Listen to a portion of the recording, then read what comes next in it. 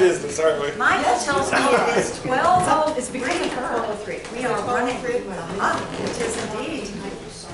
It is time to begin. And what an amazing conversation that I have just had with Doreen Uhas-Sauer, who has known this city not only as Columbus, but as a city that has reached across the world. And that has everything to do with Doreen. And as you would describe how you were teaching here in Columbus Public Schools, and then maybe the following weekend you might be in Belgium, and then you would be traveling all over the world, not only studying and being present to these amazing places, but taking this amazing city of Columbus to the rest of the world. We're very grateful to you for that. Thank you. Yes, and let me tell you a story that I heard, because my husband's from California and San Diego, and his 4 siblings are always trying to say, when are you going to move to California? Well, all these 38 years later, we are still living in this wonderful city of Columbus, Ohio, having come from Boston, but we love Columbus. Now, what are the people in California doing right now about Columbus? Do you know? Anybody into investments, property, building? They are investing in Columbus, Ohio, one of the best places in the whole United States of America to build, to live, to rent out. And I said, what did I say to my husband's 4 siblings? Come on and live in Columbus, Ohio. It is a great, great place. And we are so happy to have you tell us about its landmarks and all that you have done to give of yourself, not only in the teaching of how many years and receiving the Ohio Teacher of the Year Award, but you've taken this city to say, these places are wonderful, go on a walk. Let me tell you the story. And I'm going to ask you to continue telling us this story. Thank you. And thank you. We have room at the table. You know, for those of you who are sitting out there, if you'd rather come up here, please join us.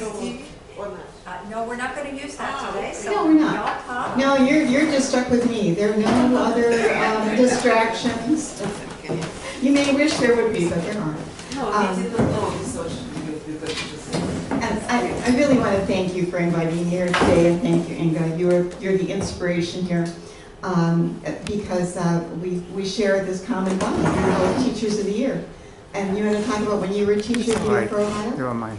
As you take a mouthful. The Dark Ages, 1983.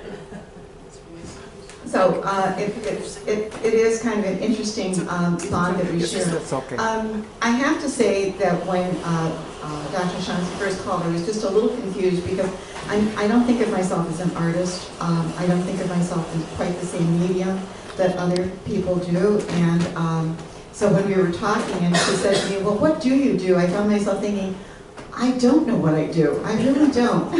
Diane, you can sit up at the table if you want, if that's easier for you, please. There's seats. let's take a moment to welcome Diane back. Yes, She her is birthday doing tomorrow. the second when we're doing the jig, and she sure enough is doing the jig. We are Although so I heard- happy to see you. I heard you were going to do backflips later. Well, that was awesome. Never did backflips. Not even a good dancer.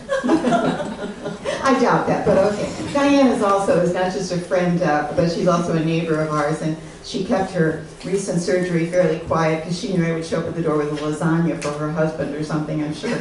But anyway, I want to thank you for inviting me here because I don't think of myself as an artist in quite the same way. But it is so funny to walk into this room because a lot of what I started with Landmarks 45 years ago, I hate to say it was that long ago, actually 42 years ago, was a castle building workshop I would always do in this room a couple times a year with little kids. And we would study this building, the architecture of this building, and sort of the sense of a castle, including how the stairways are constructed and cantilevered, and you introduce some terms, and you talk about knights and castles, how they would only build stairways to go up one way because most knights were right-handed, and how they could use their sword. And then we would get to work and we would build our own castles. And we did not do it with prefabricated things. We actually did paper mache and we did cardboard, and we put it all together, and they were pretty amazing at times.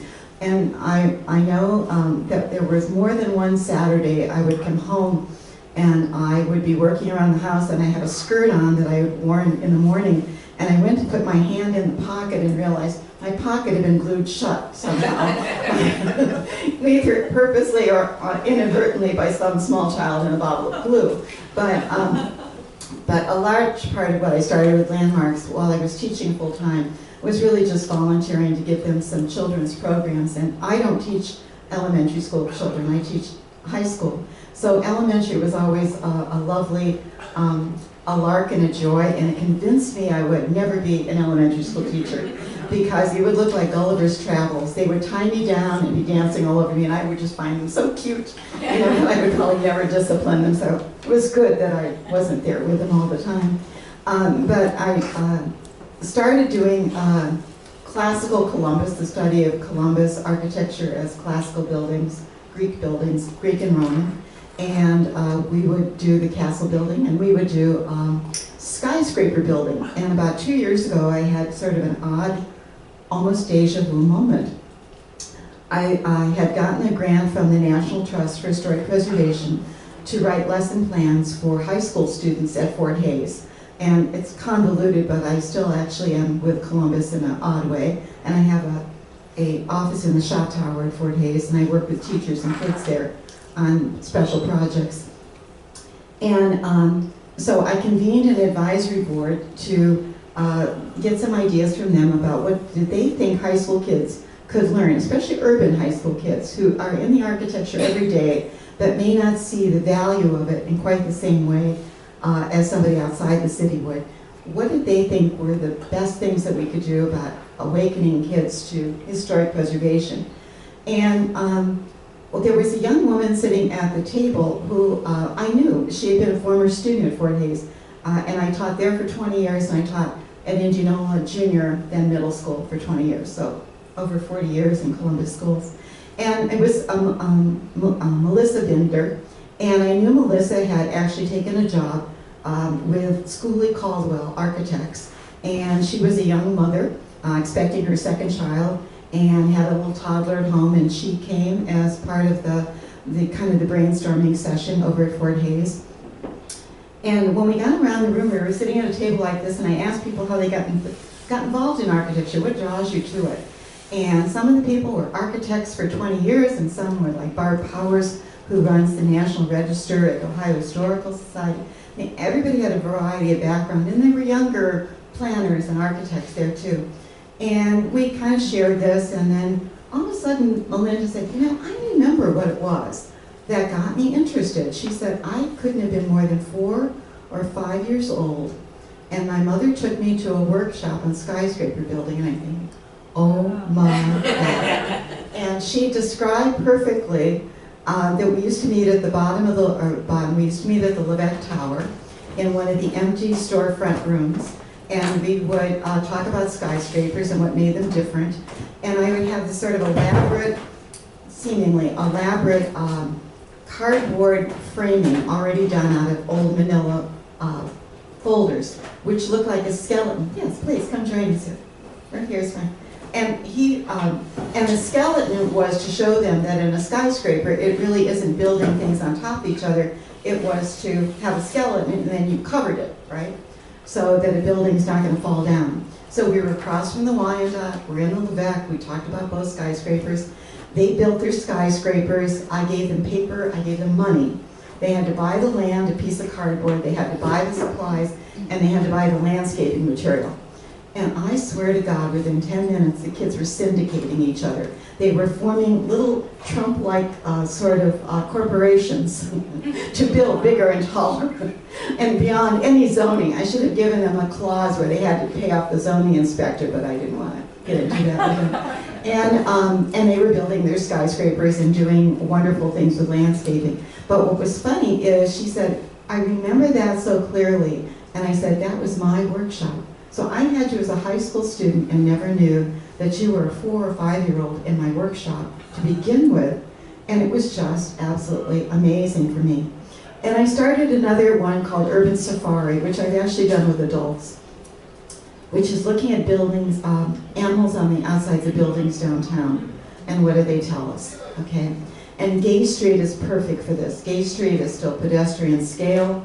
There are little bees on the outside of what had been the Buckeye Federal Building. There are owls. There are griffins everywhere. Downtown is filled with small animals. And we did it as a preschool. So a Saturday morning, I had the Columbus Mounted Patrol, Horse Patrol come, and they followed us. So the horses were there, and that was part of the animals and landscape thing. And we looked for animals on buildings, and we talked about what they were. So were they real? Were they imaginary? And so kids started to realize that a griffin could be a lion and a eagle combination, but one way, one the other. You know, the head of one, the body of the other, back and forth. And we wound up at the Palace Theater in the staging area of the main lobby with the Columbus Petting Zoo. And the kids got to pet a snake and a this and a that, and then draw a building with their own animal on it, but explain why they put the animal on that building. What was the what was the connection in their mind? And sometimes it was just because they thought it was cool and it looked good on a building. I don't know how many people really want to approach a building with lots of serpents on it, but they were great explanations. But the piece to resistance was standing in front of the Huntington Bank building, the one on across from the State House, and there are griffins on there. And for some reason, I just said, "So it's an imaginary animal, right?" And I'm like, "Yeah, it's imaginary. Does it really? No, it doesn't exist." I said, "So why do you think a bank would put an imaginary animal on the outside of their building?" Little hand shut up. What do you think? Because your money's not really there. Oh my God. Out of the mouths of babes. I don't know who your father or your mother are. They've taught you well. Grasshopper, they've taught you well. So starting with these ideas that little kids have certain perceptions about buildings and introducing it to them. Here I am volunteering my time with landmarks and doing this and still teaching full time.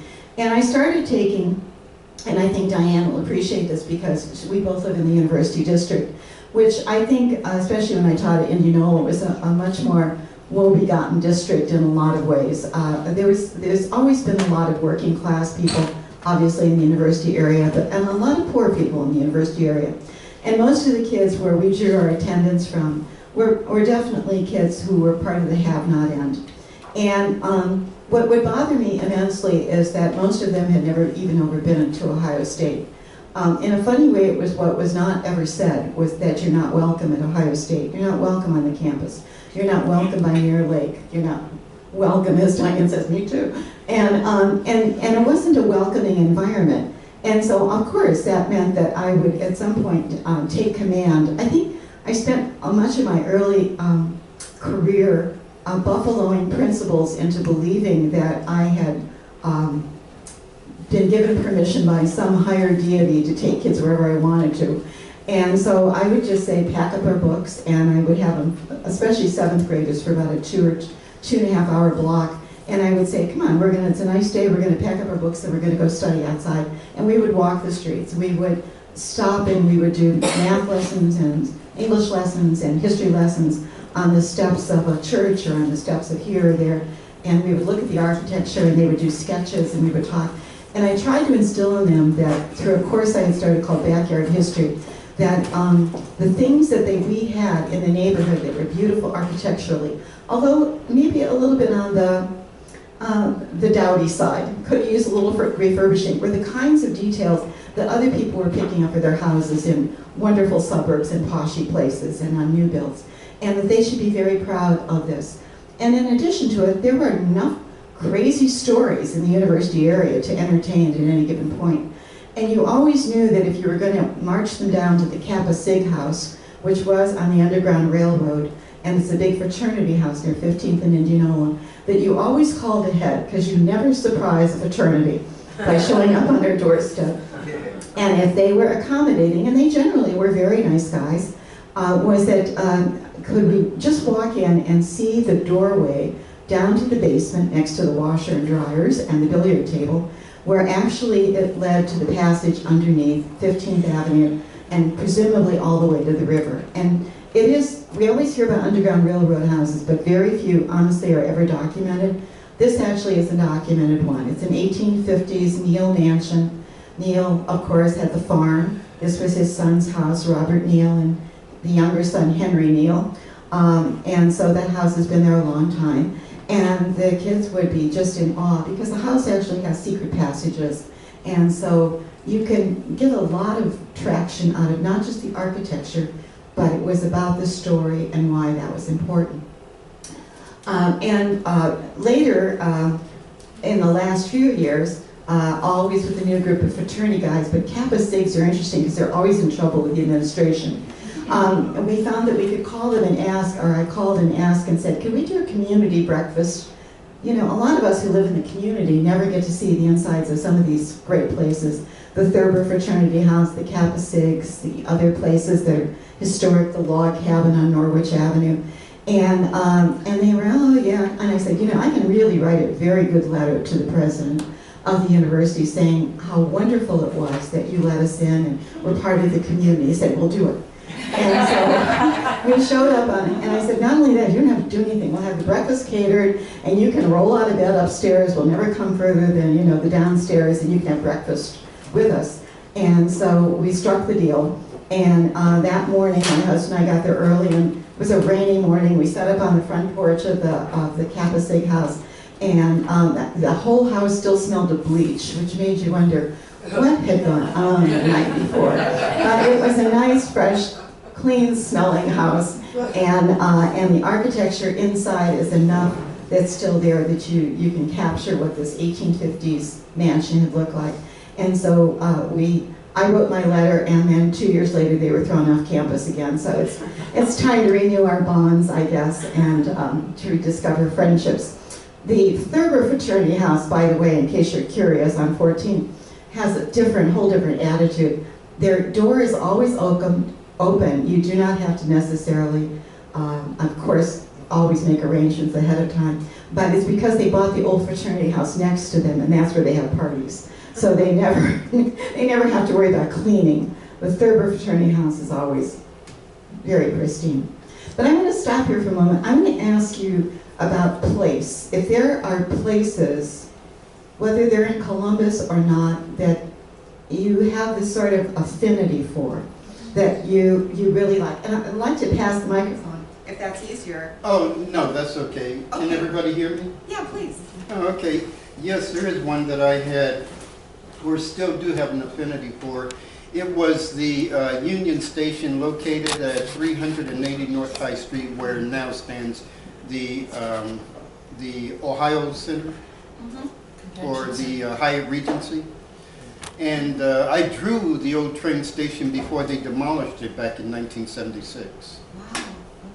But I love that building. What in particular? Do you remember any of the details or just the feeling you got when you were in there? I had a feeling of it being really a large structure. I was about 19 at the time. It was a large structure, and you know, especially in the terminal itself. Oh. Yeah, the railroad station, it was like you had to go down, and it was like an eerie feeling when you went down, but it was nice on the top, and it's like a Roman thing. Yeah, it was like inviting, but when you went down, it was like going into a punk rock. You know, it's just, the trains and this and that, you know, would roll in and roll out, and, you know, passenger trains, you know, but it was just another time then, you know, you just have this feeling and emotions, you know, and every time you see some old building or something, certain buildings gives me emotions and feelings, and, you know, sometimes it's a lonely feeling, Yeah. or sometimes it's a warm feeling. And, you know, sometimes I paint old barns and landscapes, you know, and it's like the buildings are just going back into the earth, you know, and it's always interesting on the time in history what people build, you know. Yeah, that's interesting you say, and kind of that lonely feeling, I think, is one, any of the rest of you can relate to that? Do you want to share It something? reminded me, when we took our children there, of a small Union Station in Chicago that had been abandoned. But it was the same sort of, you know, walkways and train tracks on either side, but it was lost. And it was smaller, of course. If any of you have seen the one that it was just purchased recently, but it's in Detroit. Michigan train station. Right, which you can see through because it's completely empty and the windows are all out, and it's huge. It's amazing that that was finally purchased by somebody who's going to put the money into it. Working for years and years and years trying to find a way to sell it. Right. Yeah, you're probably looking at a building like that, you probably have $100 million plus Oh, going yeah. into that. Oh, Yeah, see, this is part of the old train station that I drew. wow. And this is inside the Ohio Theater. Oh, how lovely. Oh, wonderful. Well, you really have an eye for it, and Architecture. right. And what's interesting is that when I started then teaching in middle school and then high school, of course, Indianola Middle School, can you hear me without this? Because I think it's a little more cumbersome to use it, if that's okay. But are we okay with that? Yes. Okay. I'll use my teacher voice. When you taught at Indianola, you really had rough and tumble kids. And I loved them all, but you never knew what you were going to get. So I would take them downtown and we would go to do rubbings, literally. And you could do, I don't know if you remember this or not, at the corner of Gay and High Street, there was a finance company, Modern Finance, and they had big dimes on the outside. It was so sorry to see those go. They were just perfect. Yeah. And they were right size for kids. You could rub a dime and you could bring it, you know. So part of Urban Safari was that, but it was the dimes that were there. So we went over to the State Department building, which of course now has all sorts of security to get into, you know, the Supreme Court. And just beautiful again, not only the murals, but the doors and whatnot.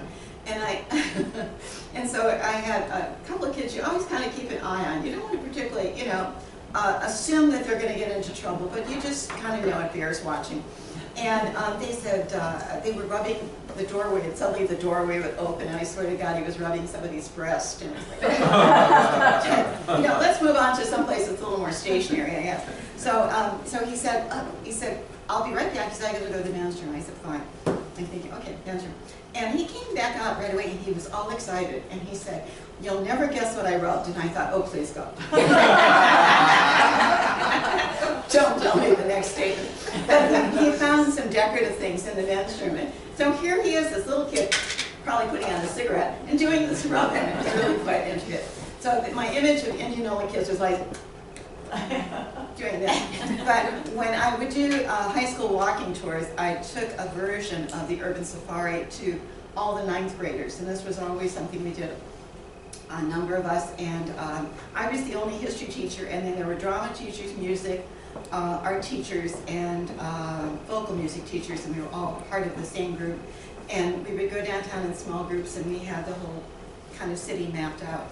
But there were other things you could do with high school kids that really played upon, and I hesitate to put this story on tape. So, will these tapes be ever distributed? No, I'm just kidding. Well, it's going to be on there. I have to laugh about this. But the one thing about high school kids is that you can always bet on is that they'll, or at least I did, is that they never tell their parents everything. You know, So that when you are downtown and you're doing a walk and you're talking about the Levesque Tower being 555 feet tall and 6 inches, to be half a foot shorter than the Washington Monument, and that was purposeful, and you're looking at the eagles and you're looking at all of the wonderful signs that were there that were put on in the 20s to be this American Insurance Union Citadel. You know, I'd say, and by the way, you know, when we're done with the walk, we'll end up back this way. Remind me to tell you there's a nickname for the building. And if they remembered, and somebody asked, I told them. If they did not remember, I never said a word. But, so there would always be, not always, but there was usually somebody said, oh, by the way, what was this building called? What was the nickname for the building? And I'd say, cross your heart, cannot tell. And they said, okay, cannot tell. And I said, I'm serious. I said, if this gets back to me from one of your parents at an open house that I told you this story, I said, I'll never tell you another story again. And I said, and beyond that, I said, I have to tell you that don't believe me if I say I didn't do it. And I'm a very convincing liar. And so they would laugh and say, so what was it called? And I said, well, when it was built in the 20s, it really guided the planes that were carrying the U.S. mail between New York and Chicago. They always knew when they were flying in the route because there was a light on the top that would flash, and you know. And first of all, I said it's the tallest thing around. So the farmers in Union County would look at this thing and kind of look at it like, boy, that's the city coming all right, and they'd call it the dick in the sky. And there would be this moment where you could see on their face, did my teacher say that? Or did I imagine that? And then I would just walk on down the street and we would go on. But what I'm trying to frame is that we associate place in a number of different ways. And place is very important to us, not because it lends itself to the art of storytelling by any means, but because there are a couple things. I guess I wrote a few little notes. First of all, the National Trust has a statement that says, this place matters. And when we would do walking tours often, we had a big banner made at landmarks called This Place Matters. And everybody on the walking tour would stand behind it at the end, and you could be in This Place Matters. And what I found was that if I did tours in neighborhoods that were not as well known, like Milo Grogan, and some of you may have seen on the WOSU production, the Fort Hays Kids, we did a very big program with that. In fact, we're writing the book right now about Milo Grogan. It is our nearest neighbor, residential neighbor to Fort Hays. Milo Grogan is absolutely, positively very interesting, like any other neighborhood. You can pretty much take a walking tour down a street in Columbus on broken glass and some pretty bad graffiti, and all of a sudden, they don't see that. They don't see that. What they see are the people. They see the stories. They see the way it evolved. They see things that were not necessarily, their eyes are open to it. And I'm reminded of a book whose author I can never remember, called Outside Lies the Magic. It's about why certain things are placed in certain ways, like why telephone poles are on one side of the street in one part of the country and they're on the other side in another. It's why maybe you've lived in a city where there was a small door next to your side door where the milkman used to put the milk in, and you could lock it on the inside and then take the milk out, but they're not in Columbus. There are places where you used to be able to open a door in your backyard and put the refuse in, kind of the in-house composting, but they're not everywhere. It's why things that where they are. And what was it? The coal chute. And the coal chutes, yeah. And the whole fact that you might have a fruit cellar and a coal bin in a house, you know. So suddenly your eyes are kind of awakened, and your senses are awakened to other things. And for me, what became important was that there are neighborhoods that had stories. I can only describe it with one way, as compelling.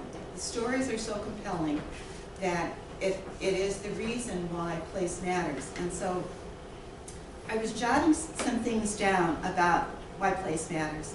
Place can be evocative and it can be disturbing. It can be mindful. We remember things based on something else we see. It can be a metaphor. It can be comforting. It can be negotiable. And when I say negotiable, that is actually, as Inga's heard me say, that's the price of Columbus. We are in a crossroads area. We are in the middle of a frontier. In the late 1700s, to get here would have literally been by boat if you were lucky, and a buffalo path that was 1 horse wide if you weren't so lucky. But the truth of the matter is that it was about land and what you could buy and what you could sell and what you could hold on to. And fortunes were made or broken. We sit in the middle of all of these land grants coming together in odd little ways. They're right in the center of the state. And in the 1920s, there was actually a report done by the state of Ohio about all this coming together. The U.S. Virginia military lands, the refugee tract, the U.S. congressional lands. And what happened was the Franklin County area itself was so cut up with little corners of it. And Lucas Sullivan, who was the founder of Franklinton in 1797, was often the executor on a lot of people's estates, and he was very respected. And he was called upon often to negotiate not just the wills and the deeds for people who had died. He was the executor, but it was to settle land disputes. So who really owned this tract of land, and who really owned that tract of land? And investors were coming in from the east after the American Revolution. This was the payment area for how you got paid if you worked in if you were a soldier in the American Revolution. That is pretty much the basis for a large part of where Franklin County goes. And in fact, some of these borders come right down Broad and High. They literally converge at the center of the street. So the study in the 1920s showed that we were probably the most corrupt part of the state for bogus land connections and swindles. And it wasn't about Lucas Sullivan being less than an honorable man. It was that's how many land disputes there were. Even today, you can track the estate, the real estate of Columbus by what's happening on each of the 4 corners of Broad and High, and it shifts. So that from North High Street down around Broad and to the Nationwide Arena is always more valuable property than what's happening at the corner of State going south. And occasionally it changes, like for instance in City Center, when City Center was built, and then City Center comes down, and again, it starts all over again. So literally property values move from corner to corner, and sometimes they're based on almost the very same old arguments as to where these land divisions were and who owns land. There is more land in downtown on 99-year land lease contracts than you would believe. It's one of the reasons why the main bar that sits at the corner of almost across from the Southern Hotel, right by the courthouse. There's that one little tiny Jimmy V's kind of main bar left because they're on a 99-year lease, and the developer who wants it can't get his hands on it. You know, so it is a constant. We deal in real estate more than you ever want to believe. If you want to know which way the wind blows, read business first. You know, or kind of project as to where things are going. So land is negotiable, place is negotiable for us. But for me, place became both setting and character. And if you teach English, you can kind of appreciate that. It's not just the setting of where we're at, it's the character itself that's part of it. And my best way to kind of explain that is, I don't know if you're familiar with a Native American author named William Lease Teat Moon. And I love the story of his life because his father was Heat Moon and his brother was Lesser Heat Moon. And he, as the next son, believed he was Least Heat Moon, right? So he took the name. And he wrote a book that gave him a lot of fame called Blue Highways. He was going through a terrific divorce. He was very ripped. He just wanted to travel. And so what he did is he took a map and he traced out all the blue highways, not the red ones, not the interstates, all the little blue lines. And he traced it all around and he went to all these different places, kind of to find his soul again. We read an excerpt of this in my one English class at Fort Hays, and then mailed out letters across the United States to places that we found on blue lines to ask them how they got their name. And we asked them to write back to us, and we did our own armchair Blue Highways version. But he wrote another book called Prairie Earth. And Prairie Earth is about Kansas. And Kansas is, have you been to Kansas? And your impressions are? Except for the Flint Hills, it's flat. Flat. Flat. Cornfields, Cornfield. Flat. sunflower fields. Yeah, one time me and my wife was on a highway and it was sunflowers on both sides for at least 5 miles. It's like some dream. I mean, sunflowers, you know, and it's like on both sides of the freeway, you know, it's like, huh? Land of Oz, Yes. absolutely. And that's funny, because when you also teach history and you do the Wizard of Oz as the metaphor that it always was, you know, who all the characters in the book actually are in American history at that time, all of a sudden Kansas becomes more understandable. My brother for a while lived in Olathe, Kansas, and I think I've tracked Olathe over the last 10 years. My brother was a little strange, but now I know why he wound up there. Every strange robbery, murder, weirdness happens in Olathe, the suburb of Kansas City. It's very amazing. But Kansas can be pretty boring if you're traveling through it, right? I mean, it's one of the things. So what William Lee's Keep Moon did is it's like he took the sod and he peeled it back. And it was on this particular part of the land right here, literally, it could be no larger than this table. This is what happened. And if you go down another layer, like a metaphorical archaeologist, this is what happened in this layer. And if you go down another layer, this is where it was. And it sounds weird, but it is the most fascinating book. Well, think about that. You can go anywhere, not just Columbus, but anywhere, and you can start to do this, and all of a sudden you have the metaphor for history happens, because history has happened at every single level. We once did a urban archaeological tour of landmarks, and we started of all places on the 38th floor of the Leveque Tower, which at that point was still empty, and you could walk right up to the windows, and Leveque was not being renovated. This is many years ago. And the state archaeologist, who is the one who worked for the highway department, who's now up in Michigan somewhere, really nice guy, took us up there. We decided on this ahead of time, because if you looked out the window on the west side, and you could still see kind of where the prison had been and whatnot. Actually, the prison was still there then. The most telling statement he made was that every place of human habitation has always been a place of human habitation. So if you want to know where you look for archaeological things, you look right there, and there, and there, and there. You look exactly where people are living today.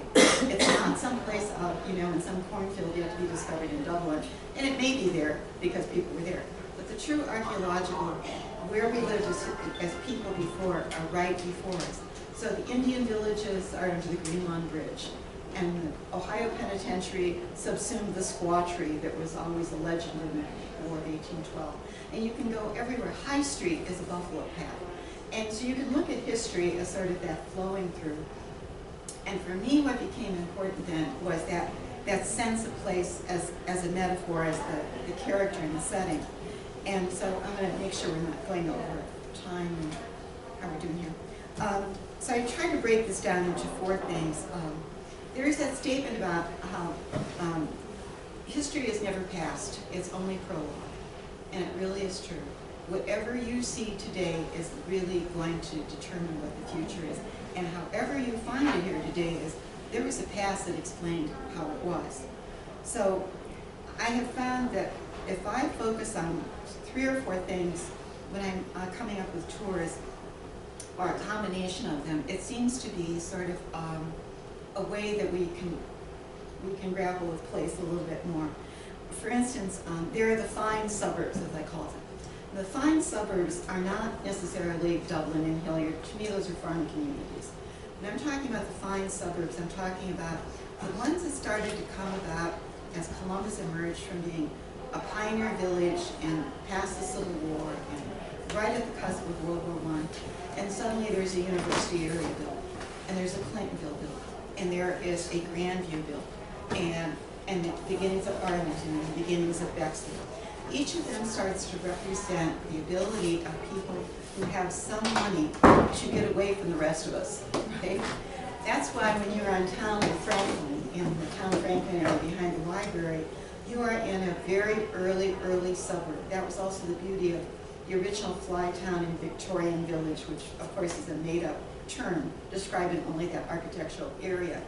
Rich and poor could not get away from each other. You lived near poor people. The washerwoman for the Kelton house lived behind him. The carpenter for the Kelton house lived behind him. People didn't live far from each other. With the streetcars, suddenly now people are moving, and they're moving. And it's exactly the same period of time where it is the most segregated period of time in American history.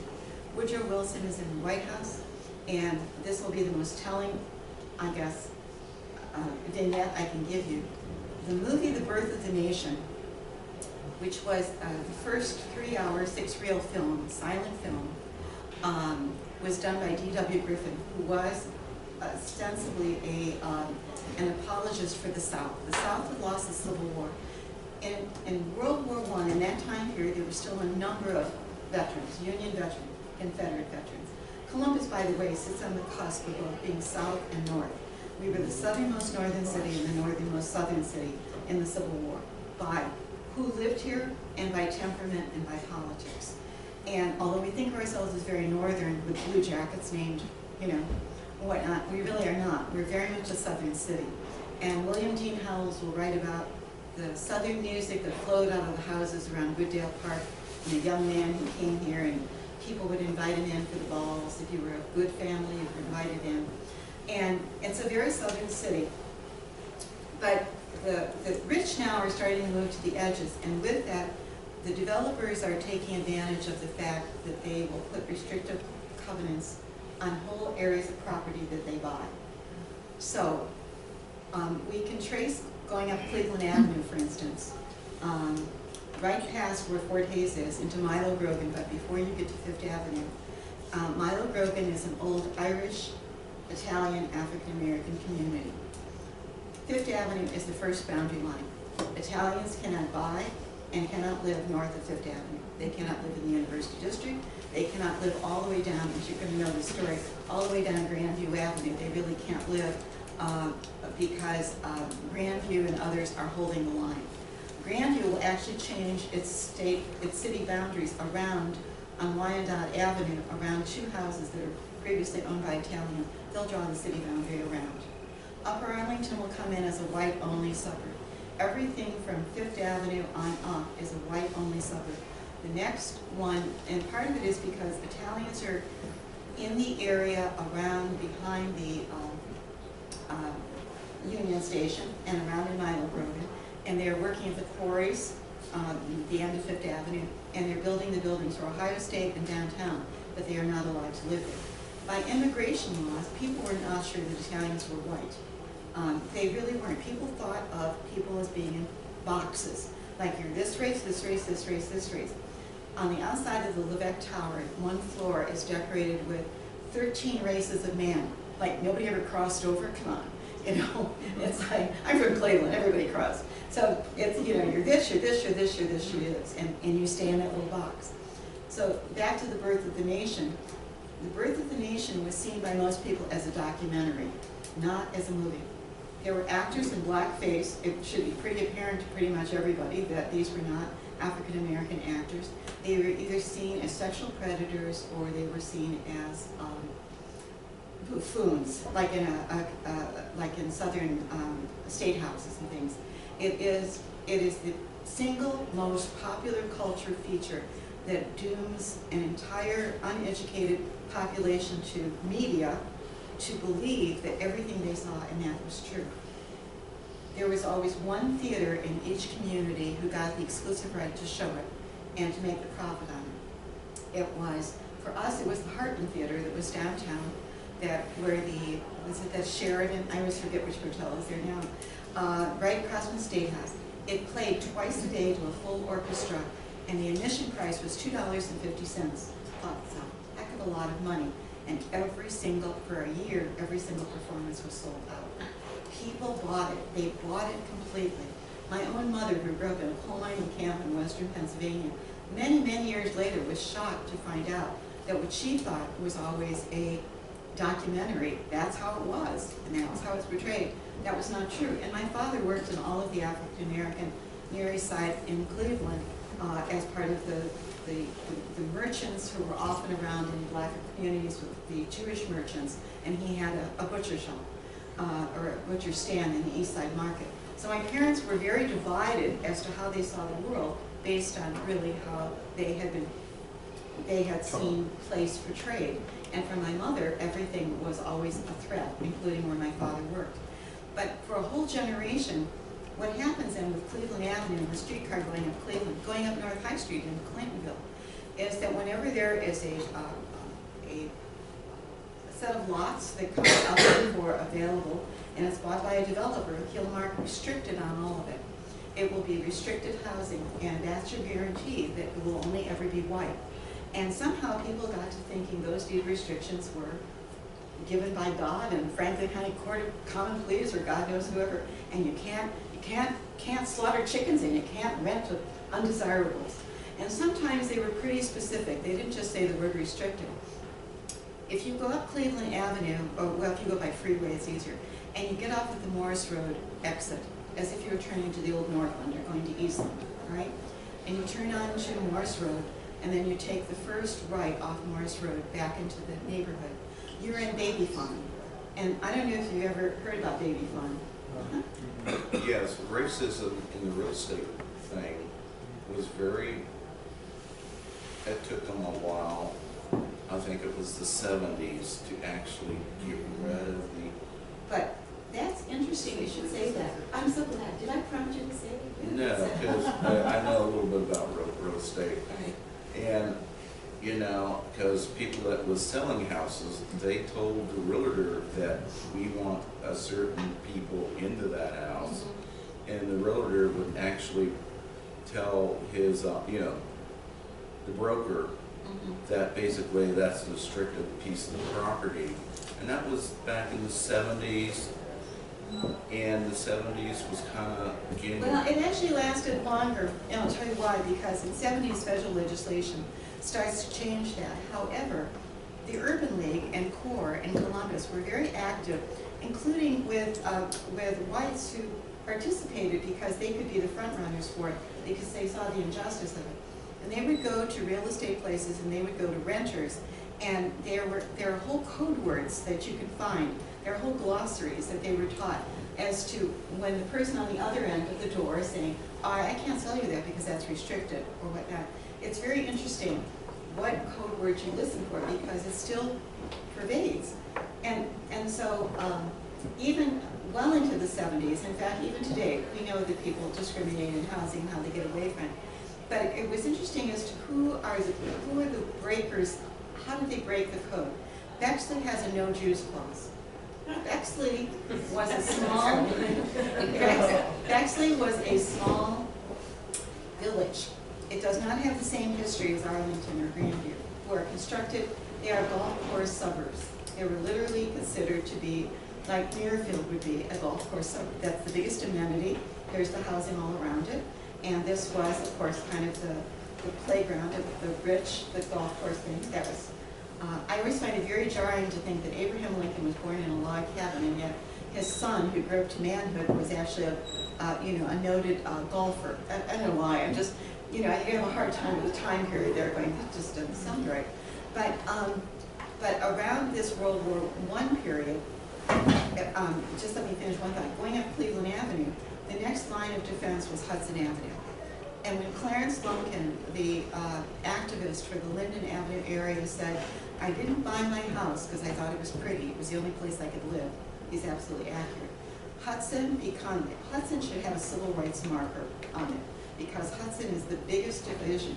In fact, there is legally no difference between South Linden and North Linden except for a racial divide that is imposed by history. Hudson, all up to Linden, was a community. There was a tiny little railroad setting there. Linden is not a farm community, it's a railroad node.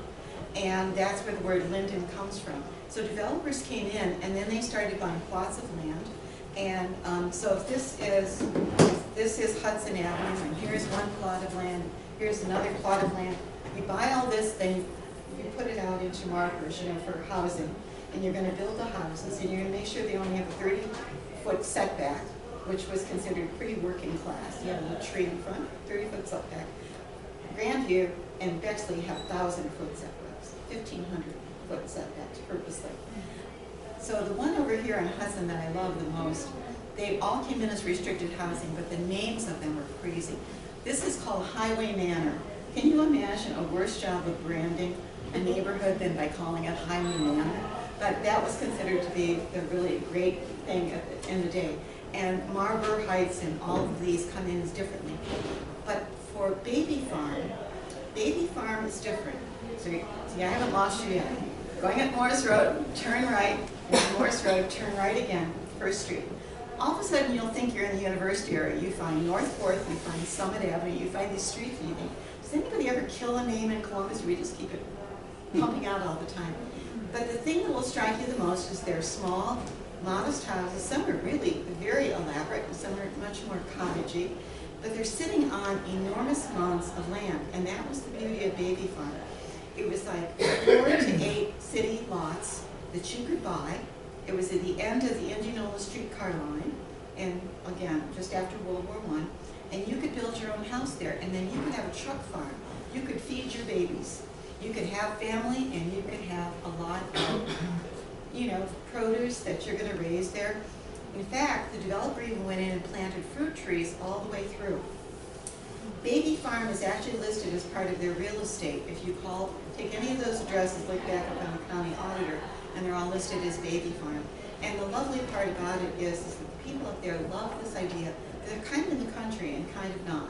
They don't want sidewalks, they don't want city lights, so when the rest of Northland went with all this, they said, not us. And they wanted to keep this very quiet little area. There's also the house on one end of the street, by the way, who looks like George Jetson used to live there. He was an architect professor. You'll know it immediately. It looks like 1950, and it's pink and blue. Great house. But they were shocked when we did a WOSU neighborhood thing, and I gave them the real estate brochure, which was a lovely full-color brochure, and children eating watermelon and a woman watering a garden. It's beautiful color. And there's a little box in the center that says, come see, pick out your lots in Baby Farm. Come on Sunday, April something. Free 5 pounds of sugar to every white family. You can't get more explicit than that. When we did the culture walk with Columbus Landmarks and the Ohio Humanities last year, I picked 4 neighborhoods to have the people tell the stories of the neighborhood. They tell the stories, I don't. And it was trying to get everybody to think about it. You don't have to tell the happiest or the worst story, just be honest. How did immigration, how did industrialization, how did annexation dooms more neighborhoods in Columbus than you would imagine. We picked Hanford Village, we picked King Lincoln, Bronzeville, the old nearing side neighborhood. We picked Westgate and the Parsons Avenue, the old Hungarian Croatian neighborhood down there. When I was at Westgate, and I'll try to tell this very quickly, when I was at Westgate, I had been meeting with them over a period of time. It's a beautiful neighborhood. 1920s, right by West High School. It's a streetcar suburb neighborhood. So there were ads, and the ads always said what the ads said. But you're so involved with the architecture, and the curvilinear streets are another tip-off. All of a sudden it breaks the city grid. Like Diane and I live on Agate Ravine. It's the first city, the first city street in the city that actually broke the grid from the grid pattern, and it was a curvilinear street. But here's Westgate, beautiful curvilinear streets. And I had gotten to know the people there pretty well. And you know, I let them, whatever they wanted to talk about, you know, the plants around the casino, does it help them, does it not?